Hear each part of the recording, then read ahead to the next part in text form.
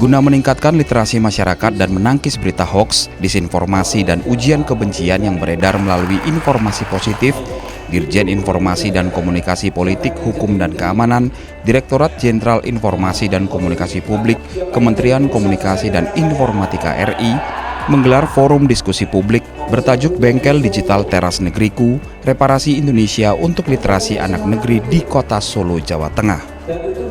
Acara yang berlangsung di Monumen Pers Nasional Solo Kamis siang diikuti 50 orang peserta dari kalangan generasi milenial di wilayah Kota Surakarta. Forum diskusi ini sekaligus menjadi upaya meningkatkan kemampuan memproduksi konten dan diseminasi informasi masyarakat untuk menghasilkan berbagai variasi konten positif, kreatif, dan berkualitas di media sosial. Melalui forum ini juga diharapkan bisa menjadi sarana edukasi dan sosialisasi dalam usaha meningkatkan literasi dalam menangkis berita hoaks pada masyarakat. Untuk itu, Direktur Jenderal Informasi dan Komunikasi Publik Kementerian Kominfo mengajak para anak muda milenial untuk menangkal berita hoaks dan berharap generasi milenial fokus memposting hal-hal yang positif.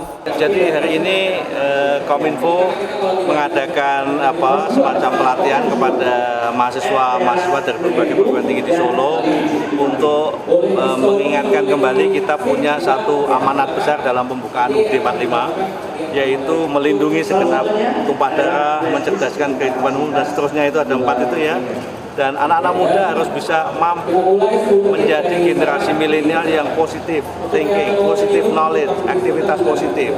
Apalagi sekarang ini ada momen yang sangat penting untuk kita perlu sosialisasikan, yaitu bagaimana menangkal, mencegah virus corona yang mewabah di berbagai negara termasuk di Indonesia, supaya masyarakat tidak bingung, tidak panik, dan akhirnya kita bisa segera keluar dari musibah COVID-19 ini. Ya, anak muda adalah generasi milenial, generasi yang sangat produktif di dalam membuat media sosial.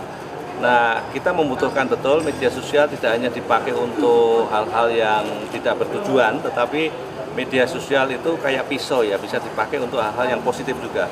Saya sangat berharap menghimbau kepada semua generasi muda, gunakan handphone untuk positive knowledge dan bahkan untuk berpartisipasi dalam menyelesaikan persoalan bangsa. Hari ini persoalannya adalah kesehatan kemanusiaan, yaitu COVID-19. Itu menjadi clue ya, untuk menjadi pintu masuk bagaimana anak-anak muda itu ternyata punya kepedulian yang tinggi.